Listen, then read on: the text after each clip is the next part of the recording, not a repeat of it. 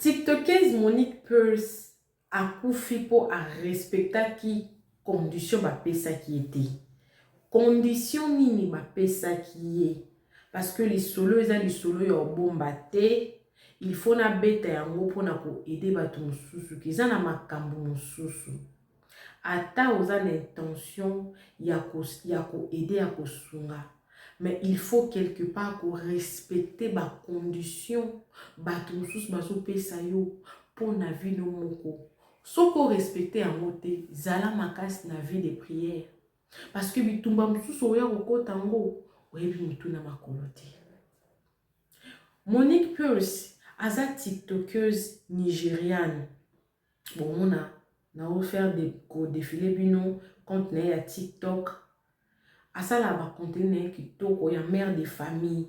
Ya kolamba, ya ba make-up, ya robongisa ndaku. En tout cas, vie na ye mobimba. A exposé yango na réseaux sociaux au nom de contenu. Ce qui n'est pas anormal, ce qui est normal parce qu'elle n'est pas la première. Ba Nigérian ebele, ba Congolais ebele, bon non, grande dame. Oh ya Londres. Ye contenu les ani banana ye, mobile na ye, et ça nango le moment ya sikate. Ok, oh non Monica, pour de son vrai nom comme on est Monica Oma Onaka, aza Nigérian. Donc ils ont montré que l'eau moi ya mabeo ya salana te donc ça la ba contenu na ye ko tia ba biloko ne aza marié, aza na mwambongo na ye. Parce que bon na ndako ne kitoko ba condition ya bien ndako mini na ça na vie ne ya bien aza bien ça la ba contenu calmement li solo na ye eza ndenge nini parce que na suka na hôtel bino mo ba vidéo eza en anglais mais faut na expliquer bino li solo oh très bien on a vu que a respecter qui condition ba pesa qui était ce qui peut-être a respecter qui condition na alinga peut-être les lois kufate wana ndenge bazoloba mais bino be bokomelanga na ba commentaire tango bokoyoka lisolo na ye. Monica Oma de son vrai nom ni non ya TikTok na ba Monica Pearce aza tiktokeuse nigériane asala ba contenu kan bozomona awa tato ya make-up tato ya kolamba tanto ya et ko sala ki ayaki kokoma na zemi tanga komi na zemi za ko évoluer. Ba Nigériens baza lokwa biso te, ba Nigériens bango ba preferaka ba wuta na ba village na ekolo na ye. A cause par exemple ngai par exemple na wuta na ngaba Congo to Kananga na wuta Kananga na ye Kinshasa na réussir vie nanga na komi stable na makambo nanga nyonso. Siko na besoin ya mwana musala ulike nazo mwana musala na Kinshasa na ko recourir na communauté nanga na Kananga pona senga bango mutu aidenga pona fanda na ye. Généralement bazwaka bongo bazwaka mingi bana bazwi mwana ao edo na mwa misala lokwa mwana ndako a contrepartie aux otangisa ye. Je pense na betela ngino lisolo karma existe awa dans na Nigeria kuna eza pena on dirait culture na bango bazonga mingi na village na ethnie na o place obuta ozwi mwa mutu na cadre ka ya kosala que bato na communauté na yo ba évoluer batanga en contrepartie ao edo na musala en contrepartie pe ozotangisa ye. Alors Monique autant Monique a komi na zemi azongi na communauté na ye akie koluka senga mwana po aya na ye na ville a aider ye azo aider na mwana mais en même temps pe azotangisa ye aza na ye nde ayaki kokende na village na bango na libota moko na village na bango asengi mwana na famille moko baza pena na vie moko donc ya pasi asengi ya bango mwana moko famille wana bazwi bapesi ye prêcheche fille obozo mono baza na ye wana prêcheche mwana mwaza na entre 10 ans 11 ans précieuse en anglais precious entre 10 ans 11 ans azwi ye pe na village na bango amemi ye pe na ville lokola yaza na créatrice de contenu donc c'est une vidéo na suka azwi mwana ngoti donc azwi ye lokola mwana oya boti parce que ayebi que biso toliaka na système à création de contenu biso potolia il faut moi création de contenu et ben la contrat moi publicité moi promotion vidéo ya moi pe et tambola et pe ça peut moi balar donc tant as vu prêcher sur wana à côté si prêcher ba mora dans monde tout ça juste vivre na ba création de contenu donc faut créer ba contenu donc le quoi moi on pas ebe ko lamba ebe pe misala bisa ka ki ba création de contenu na ba contenu bon c'est ba contenu bon yanda ku kaninga misana précision on peut donc on dira c'est pe là qui n'est qu'au fan de loi pe Monique a sous traité pe bien donc azan ado donne donc très bien donc à l'aise et puis bah autant la bandenge moko baza donc a type on dirait yene na ye leki yene na ye bébé no abota kinde leki donc à retraiter bien tout en restant sur les réseaux sociaux tant à kende ko zo mwana wana et place à soi qui est pesa ki mwa ke au moins na biso to vrai nda kende ya sala za hard working asala ramsa makasa ko aider yo tant ka comme ça ba contenu na ye na TikTok ezo kende viral moi na ngwa ko star ayebani azo traiter bien moi na ye santé kitoko suki propre la ma kitoko donc moi na kitoko donc yo kaka rien à dire elle ne se complaint donc moi ki na kitoko makasi place akende ya kozwa mwana na village babengi balobi to changer makanisi mwana oyo topesaki yo wana aza mwana biso te to monde ozo traiter précis makasi ozo traiter très bien ozo traiter kitoko ozo traiter vraiment lokwa mwana no moko ya koko bénéficier na ba makambo nyonso wana te po aza mwana biso te aza mwana ya mwasi ya ndeko na nga yo ifo ya kozongisela biso précieuse wana topesa mwana na biso biologique aya kuna po bénéficier na ba condition wana oyo ozotia précieuse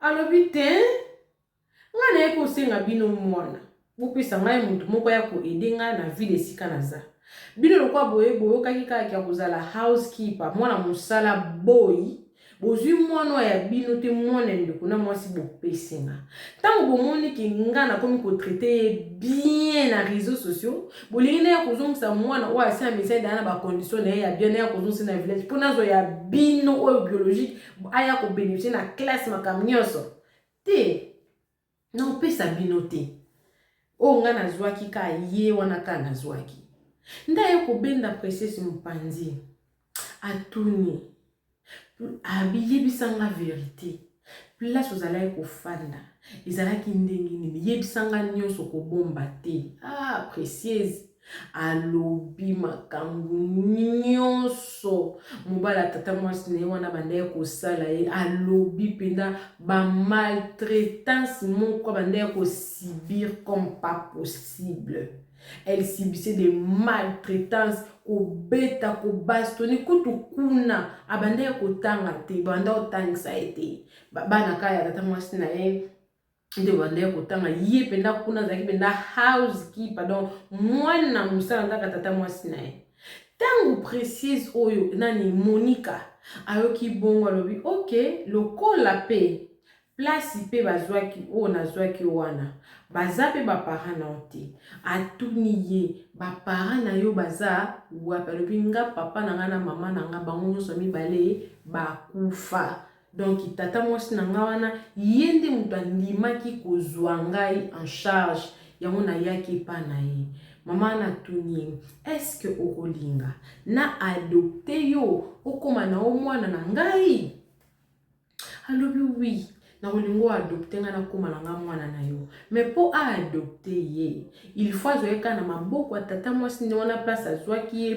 po ye nde moto atika lokola tuteur na ye légal nda azwi courage azongi pa papa na place bazwaki wana na telefone baparent ne bazongaki kuna balobi ok biso tondimi kaza mwana bino te tondimi ke bolobi qu'il faut ba changer mais nga na ko changer mwana te na linga ka précise oyo na linga fanda nanga na lingi bopesa nga ba condition nini bokoye kopesa nga po na adopte ye dona bala ye lokwa na maboko na bino apona sala ba bikanda ligala ko mwana nanga po azwa a bénéficier na makambo oyo lokwa yanga nyonso oyo. Mbala tata mwasi na lobi ne va jamais okoki ko adopter te.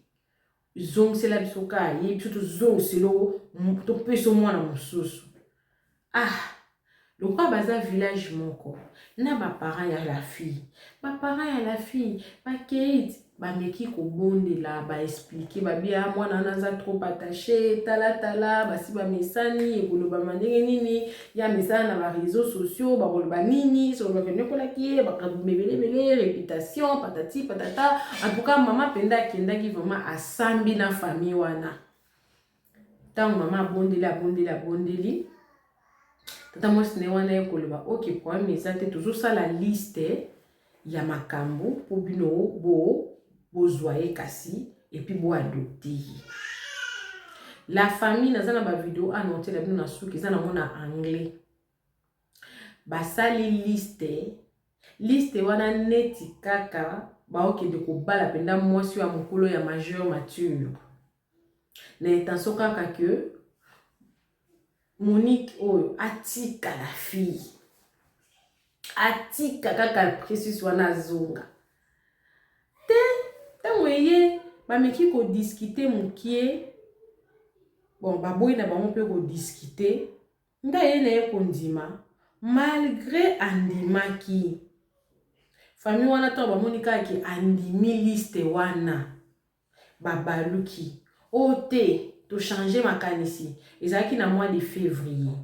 Na mois de février basala ki live mon entier la bino au mona pe précis na za ko expliquer alobi avant de expliquer ka makamke non makamna bi pourquoi lingana zonga ngana sepe na maman zo traiter nga bien basinga ki liste ba pe liste balingi souste na nini na moi résumé zaka ke to sali makamno so basinga ki lelo ba parents na nga bakende na village na dot mais papa wana boyi kaka mobala tata mwasi na ya boyi kaka linka mwana na ye abi réunion wana en tout cas esilaki na faveur ya mwana na ngai te balingi kaka zonga na village le 18 février soki natali vidéo wana date basalaki yango le 9 février 2026 oh. Mais siko le 18 février il falaki azongisa mwana wana na village balingi bapesa ye vie difficile parce que parce qu'ils veulent lui rendre la vie difficile simplement parce qu'ils pensent qu'ils ne sont peut-être pas ses véritables parents. Donc pour na bango moi on a ko bénéficier na molamu te pour bango baza ba parents n'était deni ba ko se tromper ba tindi moi na kota bien à se retrouver il faut azonga ya ko souffrir na village. Donc rien na ba kende ba tinda ba biloko famille na ba changer la sorcellerie bonganga ya ba africain kindoki ya ba africain et atteindre niveau mon extrême na février kaka oyo nde basala ki vidéo na kotindela bino vidéo wana la famille na ba négociation tanga moni ki bango balingi na bango te ba parents na ye bazo kenda kaka ko négocier ko bondelaka na mois de mai awa kaka mois de mai qui donc mystiquement Monique habilité Monique baoki sangwa maladie Monique eloko nini eleki brusquement kaka boy Monique akufi le 28 mai famille na ye ekoti na compte TikTok na ye ekomi boy. C'est avec une profonde ils en anglais nga zo traduire automatiquement parce qu'ils en ont en anglais. Balobi la famille de Monica Oma Onaka. C'est avec une profonde douleur et le cœur lourd que nous annonçons le décès de notre épouse, fille, mère, sœur et amie bien-aimée Monica Oma Onaka. Monica était une âme magnifique dont l'amour, la gentillesse, la force et la présence ont touché tant de vies. Elle apportait chaleur, joie et lumière à tous ceux qui l'entouraient. Et son souvenir restera à jamais gravés dans le cœur de ceux qui l'ont connu et aimé. Les mots ne peuvent exprimer pleinement la profondeur de cette perte, ni la douleur de lui dire adieu si soudainement, brusquement, bien que son temps parmi nous ait été beaucoup trop court. L'amour qu'elle a partagé et l'impact qu'elle a eu ne cesseront jamais oubliés. En cette période difficile, nous demandons humblement vos prières, votre amour et votre soutien pour la famille ainsi que pour tous ceux qui pleurent cette perte déchirante. Akufi de façon mystérieuse. Donc, c'est-à-dire que famille wana babomi Monica po précieuse wana avenir na ye, vie na ye, ezala kaka na kibobola. Azala kaka mobola, à souffrir, azala na vie à bien te. Cette fille-là, elle a été condamnée. Dans le monde, motema nanga pasi. Nde batu balobi po ye abandaya ko bomba te. Abandaya ko sala même ba live na otela bino ba vidéo wana na suka. Abandaya ko expliquer batu. Oh. Mais finalement, vous n'êtes pas ses parents. Moi nanga na décidé nazwa nanga ye, natangisa ye. Bosengi nyonso topesi. Hein? Nyonso topesi. Sikoyo nini? Hein?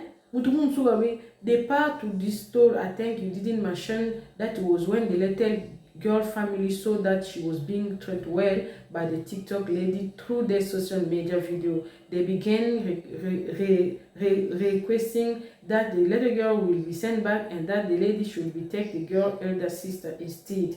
The story is that the little girl Precious was not their biological child in the first place, which is why they initially sent her to go to do housekeeper work. But on seeing that the woman treated her well, so nicely, they want her own daughter to come and stay with the TikTok lady instead of that she will be the one enjoying those benefits instead of Precious.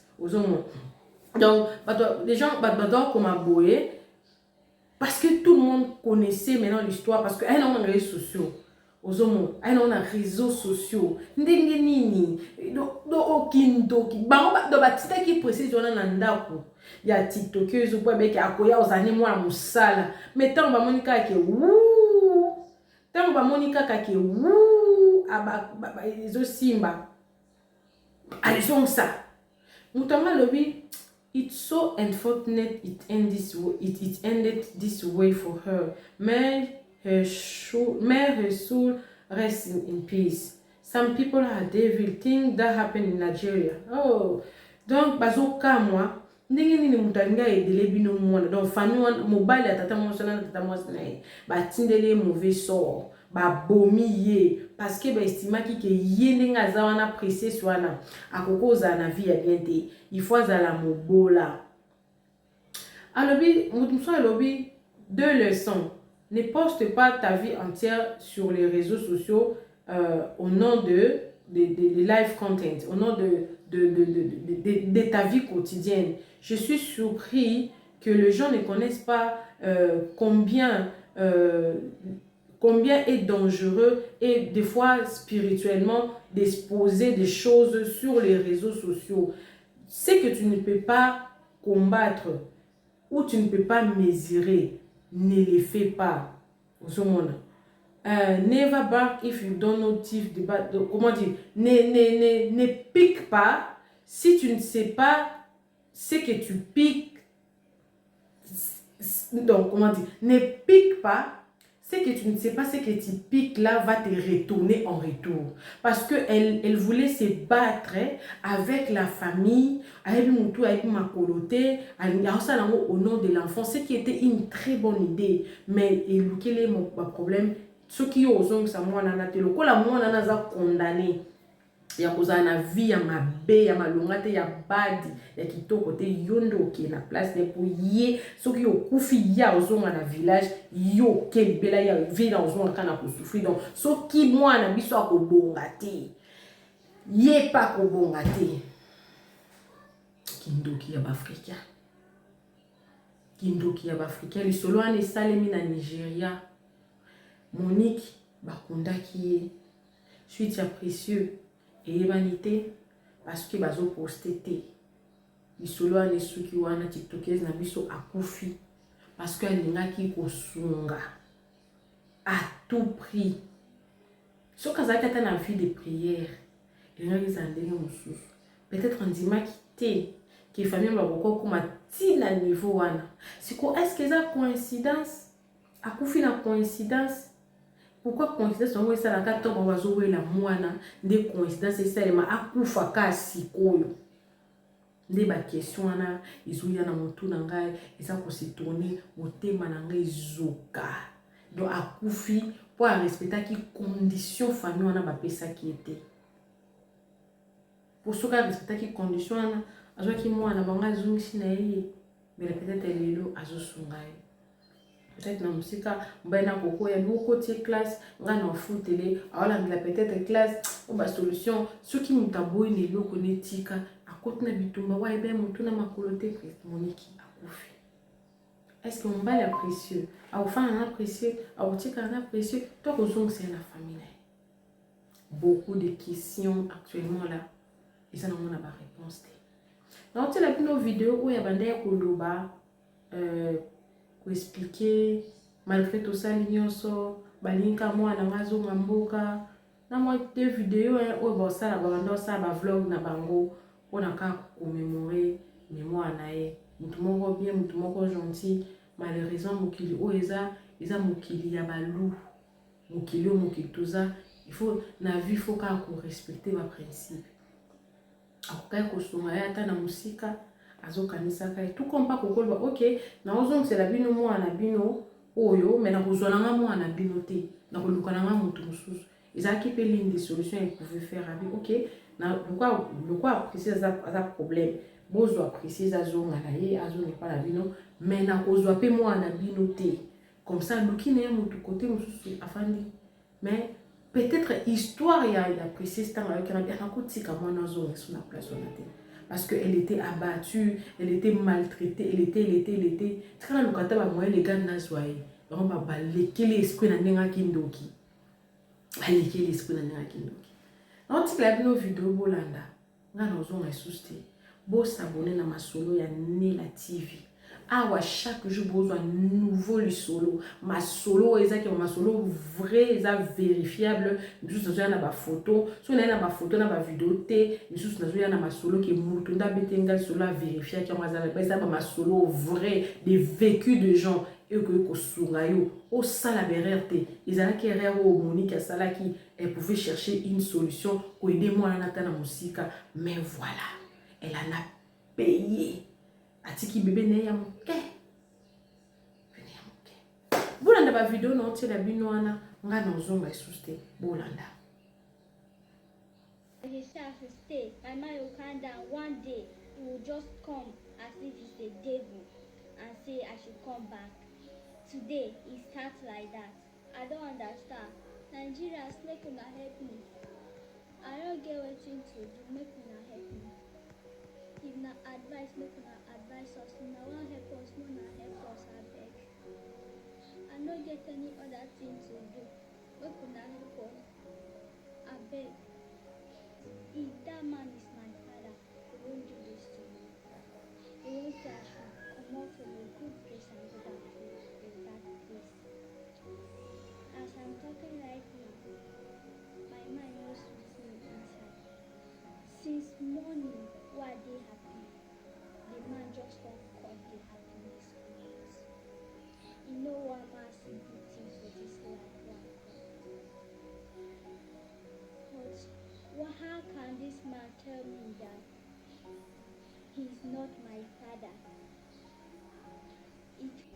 The parents will say come today, the parents will say come today, tomorrow they say come don't come again and all of that. So it's been a whole back and forth situation with the guy, the parents of Precious, and at this point I don't even know how I found myself in this situation, but I'm here to ask for your genuine help. Share this video, help us tag all the necessary people that can help all the right authorities, just help us push this video, let it get across to those that can send us help in this situation, because right now my family and I don't know what else to do again concerning the matters of this girl. And it's just because of the love and the empathy that we have for her. If not, honestly, it's not, there's nothing hard in just releasing her back to them. But we know for a fact that the people, they don't have any plan yet for her. They don't have anything set out. As you called, mommy Dana carry phone and give to you. After this man started talking, he say, I forgot to tell you this. He say, there's a man, he's sick. Let me pray for the man, let the man not die. Do I know the man? That's what Papa Precious asked me. I know the man. I say, yes, I know the man.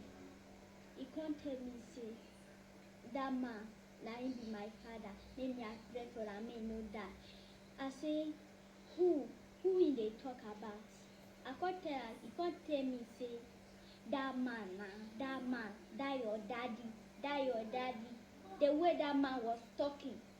All of these things, number one, they wanted, when they found out that she was where she is not really like a bad place, or where she was coming from. They started saying that she should return back so that one can come. I say, why? Secondly, they don't know much about her birthday. They don't know where she was born, where she was born. I'm confused. They are always confusing me when it comes to that. Thirdly, the man just told her now that there's that uncle, that man you have always seen as your uncle, that is currently on his sick bed and he's your real father. So all of these things, I think, are what explains why he's just bent on the girl returning back for no reason.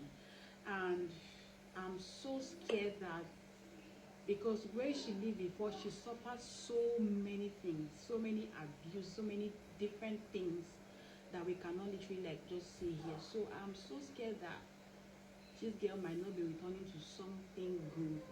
And I've exhausted all that I can. Is it money? Is it people? Is it the only thing we are not involved in this case right now is the authorities. We are not problematic people and we don't know how to start going to all those kind of places. But honestly, I don't know what to do right now. I have run out of ideas. So Precious said that she wanted to tell me something. And when I heard it today, I said, no, only my ears cannot contain this. Let us quickly set the camera so that you guys can hear. Okay? So, Hi, family members. I have something very important to say. I want to say that ever since I came, I've never had a friend before. So guys, I want you to be my friend, not adults. I don't want adults. okay.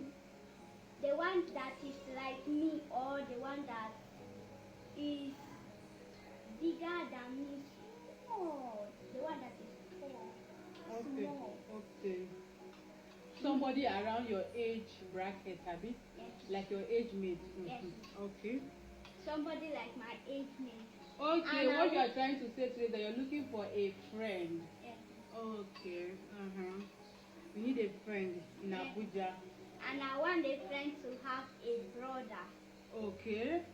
If the person have a brother, What would the brother do?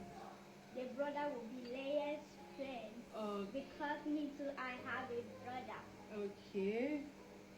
And the person that I want to is interested to be my friend.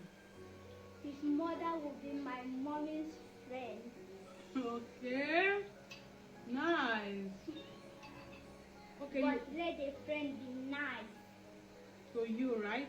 and I will be nice to her too. Okay, want the friend to be nice to you. Okay, and you'll be nice to her too. That's all. Okay, these friends now, if they said, okay, Precious, I want to be your friend, I want to be your mommy friend, and we see their picture and you are ready to be their friend as well, when would you want them to? When would you want us to meet for the first time? You and that friend. They should come to your house. Not to the house. First time, not to the house. Okay. We will see from somewhere else before we can start coming to each other's house. Okay. So just in the comment, please just comment your pictures. You know, pictures of your daughter, your son, you a mommy. Just comment your pictures in the comments, okay? Yes. So that we can be friends in 2020. Bye. Bye. Family member, today I will be cooking my favorite soup. You guys remember when I say I want to eat my favorite soup, right? Now is the time to bring blender out. You guys know me, I am Precious the blender, right? I love blending in the kitchen so much. Give me anything, I will blend it for you. Mommy is praying with Leia.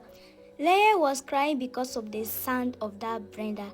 Leia doesn't like blender like his big sister, right? So my mommy helped me to put on the gas so that I can start cooking. At this point, I was adding my blended pepper. This is the dry fish I'll be using to cook. So me and my mom wash it together. This is my dry okra. I was so happy that I'm cooking for the first time. I had so much fun cooking and gisting with my mom in the kitchen because it was my first time cooking for my family in Abuja.